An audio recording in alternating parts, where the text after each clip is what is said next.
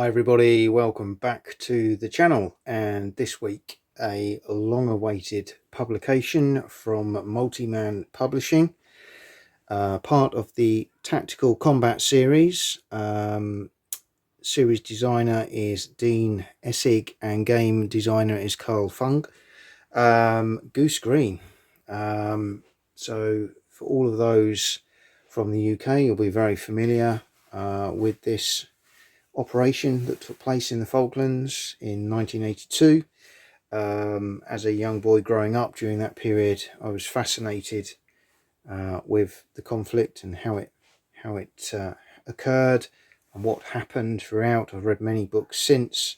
Probably, to be fair, out of respect, would not have gamed this period up until more recently, but now, after 40 plus years, was keen to get my hands on this game.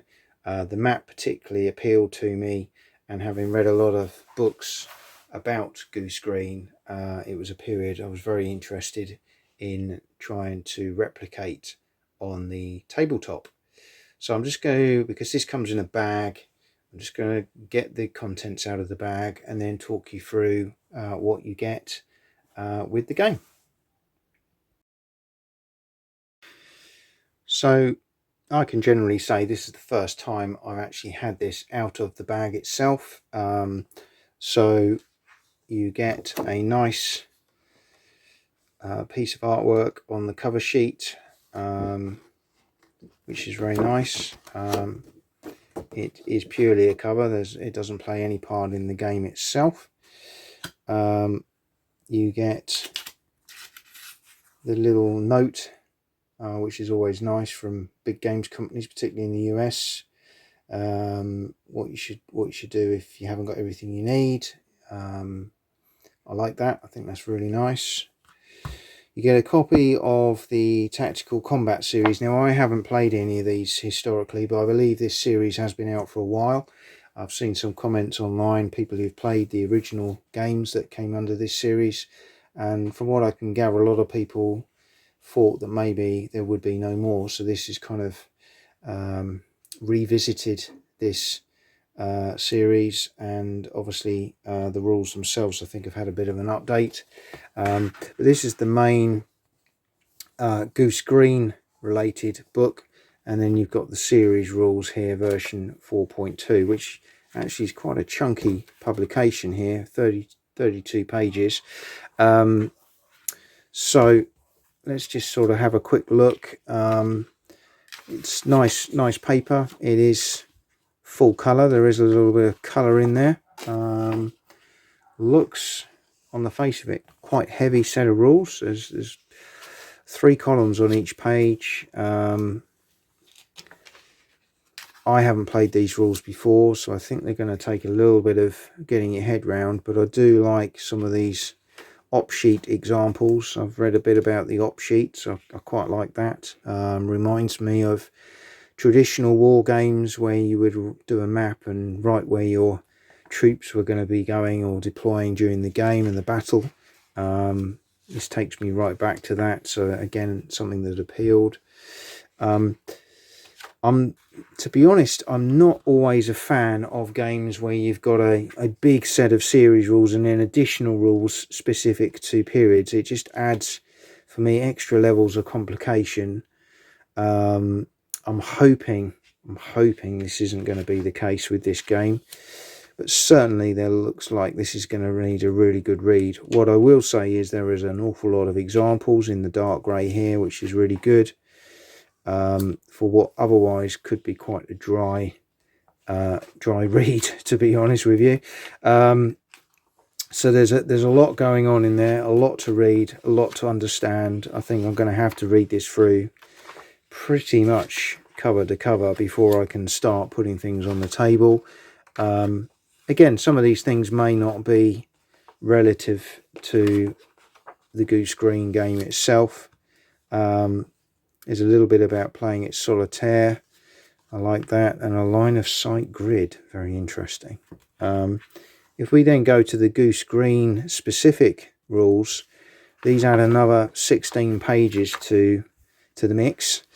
So, you know, potentially you could be talking 45 pages there, cutting out the fluff of reading and rules to relate to during the game. I'm hoping a lot of them will be on play sheets. We'll get to that in a moment. But the general rules, yeah, look like very nice. We've got H there, H Jones, obviously associated quite famously, VC winner at this operation, I believe. So following through, lots of black and white photographs of the period, which is nice. Some specific rules, variants, and then we're getting into scenarios. So yeah, perhaps the additional rules here, not too many. A lot of it is the chrome, the historical flavour, and obviously setups for different scenarios. So you've got the Goose Green historical scenario setup, Burnside House and Low Pass, Darwin Hill, the airfield and schoolhouse, and Bloody Goose Green itself. So yeah, plenty of options there. I believe one of these is only like a 5-turn introductory scenario. Some of the others are very lengthy. So you, again, depending on your time, you can set up accordingly. Obviously, I'll be giving the short one a go first to get my head around how the rules work. You've got nice Orbats, glossary, and some historical information, which I will very much enjoy reading. Bibliography, and then on the back, the all important for these games ops sheet, which I believe you'll need to take copies of for the game. So this is where you will map out your positions and your battle plan, in effect,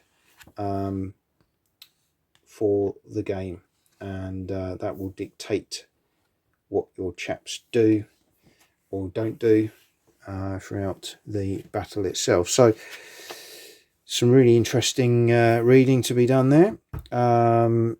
So looks like we're now getting onto a folded out play sheet. So in here we've got terrain effects, graphics on the map, what that means. This probably again will be for these ops sheets that we're talking about. Barrage, sequence of play. That's great. It's quite a chunky sequence of play, as you can see there. But we'll see how that plays in practice from a time point of view. We've got some nice tables there, command prep table, sorties, and it's on the reverse as well. So we've got artillery spotting tables, artillery adjustment, fire resolution. They're very nicely done tables. You know, I like the use of the yellow. It's quite effective in sort of bringing things to the eye, and it's all on one double-sided sheet. So again, like that. That's very nice. I'm just going to come to the counters in a moment, because I think there's another play sheet in here which is exactly the same. So we've got 2 of those, one for each player if you're playing 2-player. So that's again very nice touch. We've got the map again. We'll have a look at that in a moment, and then we've got the backing sheet, which just gives you sort of a nice flavour of how it's going to look on the table. As you can see there, the map itself is nicely coloured with the palette, but it's also, on the face of it, it doesn't look too complicated to read, and I like that. They've left a lot of open areas, the main terrain on there. I think the counters, the colours of the counters are going to blend very nicely with that. So we've got a little bit about the tactical combat series, what we're trying to recreate here. Each turn representing 20 to 30 minutes. A minimum of special rules. Yeah, I'd agree with that, looking at the books. And then your specific scenarios. There we go. 5 turns. Burnside House. Some of the others, 39, 40 turns. And you've got a couple of interim ones there as well. And as you can see, the content. So this is complexity medium to medium high. That's a, yeah, looking at the rule book, I can see that. I'm hoping it will be okay. Solitaire medium. But again, very, very nice. Counters. Yeah, good thing is it's low counter density, as there's only a sort of half sheet here. The counters themselves are quite small, but they're very nicely detailed, as hopefully you can kind of see there. But they are quite small. Hopefully they will punch quite well. Yeah, I think they will. Let's just get one out. Have a look at the thickness there.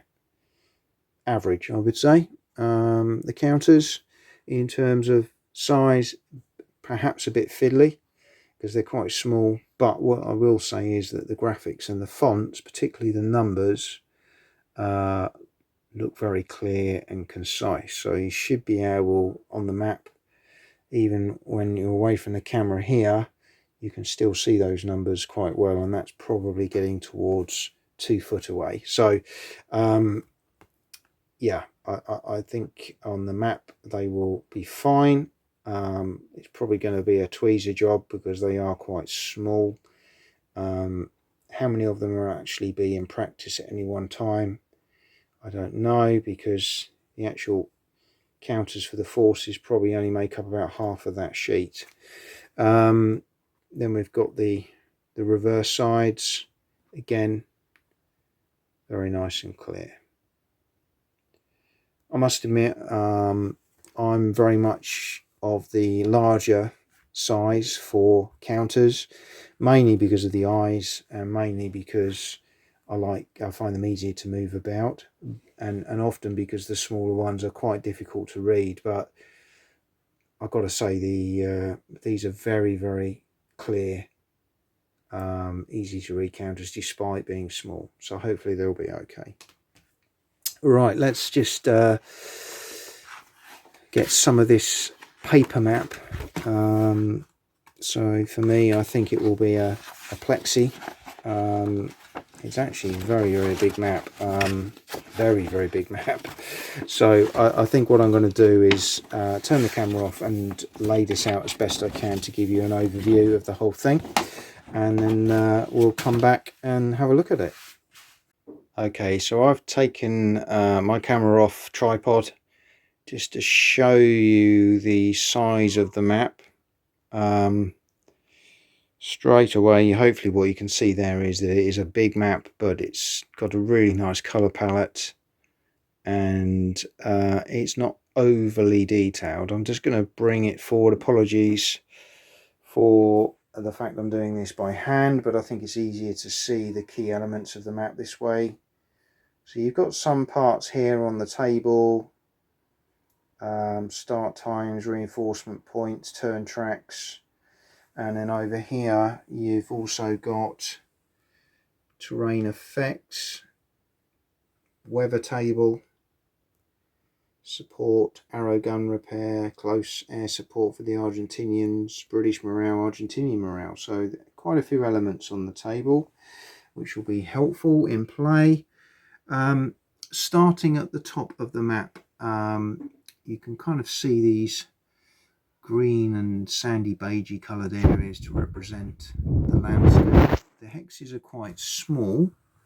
If you put my finger there, you can see, hence the counters are quite small, but it's very, very clear. It's a beautiful map, which I expected it would be. There's Burnside Hill, Coronation Ridge, Burnside House. You can zoom that in for you so you can see that. There we go. And you've got the water coming round towards Darwin here, Darwin Harbour. And you get onto Darwin Hill. Again, you've got, I assume these are probably some kind of entrenchments on the top of the hills that the Argentinians were dug into. as you have only Bocker House and Bocker Hill. And then as you come down further, you come towards the schoolhouse, the airfield, and ultimately Goose Green settlement. So I think I would definitely be looking to use some plexi on this. What I will say is it's good quality paper that the map's been put on. Understandably, if you had this as a mounted map, the price point would go up dramatically.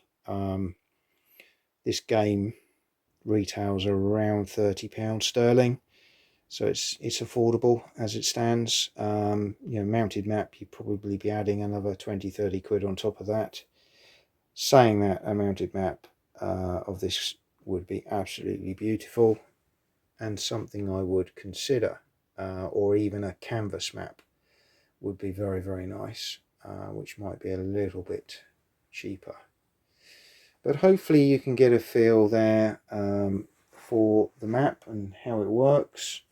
It's a very, very nice, and with all the contents as well. That is an unboxing or unbagging of Goose Green from MMP, part of the Tactical Combat series. Hope you've enjoyed the video and look forward to seeing you all again soon.